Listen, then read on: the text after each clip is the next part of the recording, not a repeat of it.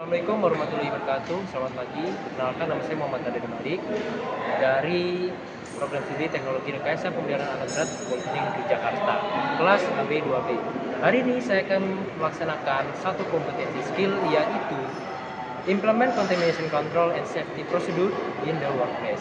Yuk kita simak. Kita akan memulai prosedurnya. Prosedur pertama, working on the workplace, we follow the standard contamination control and safety procedure. Nah, sebelum kita melaksanakan sebuah praktik, kita harus memastikan dulu nih kita sudah memakai safety equipment, safety helmet, weapon, dan juga safety shoes, supaya kita bisa terhindar dari hal-hal yang tidak diinginkan.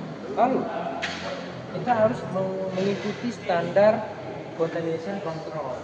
Nah, seperti dalam kita melaksanakan praktik, kita harus menggunakan tools maupun manual book itu sesuai dengan SOP baik dari dosen maupun dari manual book itu sendiri.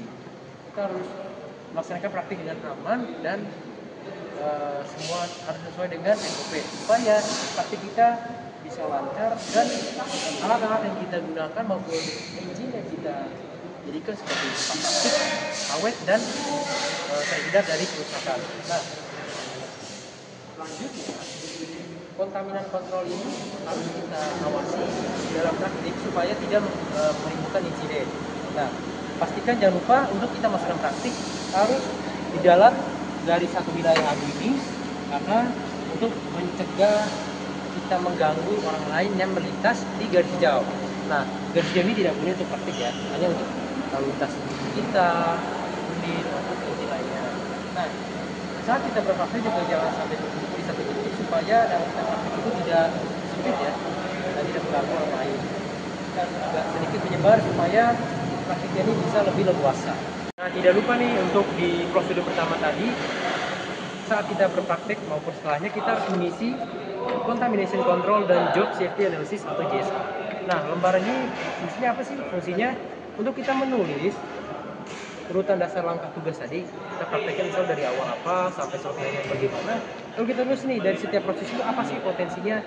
Misal kita membuka oil level, ya kita mengecek oil. Nah, pasti dalam urutan itu ada potensi kontaminasinya. Nah, potensinya dari apa tuh kita membuka? Kan mungkin kita menarik, itu bisa jadi oilnya tumpah, netes. Itu yang tadi saya jelaskan bisa menimbulkan licin yang berakibat pada insiden. Nah, setelah itu kita harus pastikan semuanya bersih. Nah, setelah kita tahu potensi kontaminasinya, kita harus tahu tindakan pencegahannya atau pengendaliannya. Nah, bagaimana sih? Nah, caranya yaitu kita lap dengan kain majun supaya bekas olinya itu sedikit hilang deh, seperti itu. Yang kedua nih, ada maintain the workplace clean. Jadi sebelum, saat, dan juga setelah kita melaksanakan praktik, kita harus mengecek lingkungan kerja kita. Apakah lingkungan kerja kita ini ada kontaminan seperti oil bocor atau ada coolant yang tumpah. Nah, segala kontaminan tadi itu bisa menimbulkan sebuah kecelakaan kerja. Nah, oleh karena itu, bisa di sini kita sebelah saja, di sini ada oli bocor. Ketika kita injak dan kita tidak tahu, itu bisa menimbulkan slip yang bisa kita tuh terjatuh. Nah, oleh karena itu kita harus membersihkannya dengan menggunakan kain majun, dan kita bersihkan, kita harus pasang dan menggunakan awas anti izin agar orang-orang tahu bahwa di sini sedang dalam kondisi yang agak sedikit basah. Nah, tempat kita kerja ataupun workplace ini bersih, aman. Nah, kita juga bisa melaksanakan praktek dengan aman, dan setelahnya ketika ada rekan kita yang lain mau melaksanakan praktek, itu juga terhindar dari insiden maupun kecelakaan atau kecelakaan kerja. Prosedur ketiga, maintain the workplace orderly, including storage of parts, tools, literatures, and consumables. Setelah kita selesai menggunakan berbagai tools, baik itu tools maupun manual book, nah, mari ke saya. Kita harus mengembalikan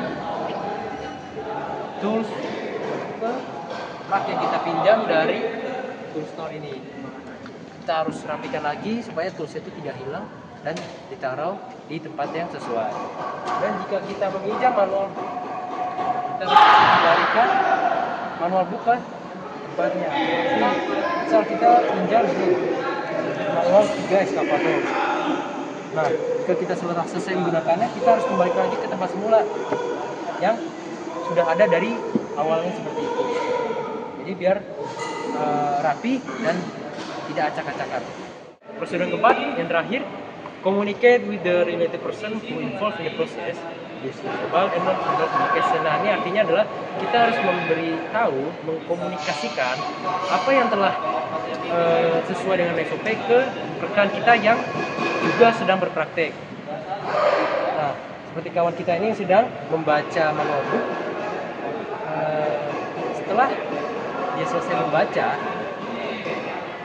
dia harus mengembalikan manual book ke tempat yang awalnya sudah ada. Lupa kalau manual booknya sudah dibaca, diberikan lagi ya tempatnya. Nah, seperti itu sindiran. Jadi sekian dari saya, terima kasih banyak. Wassalamualaikum warahmatullahi wabarakatuh.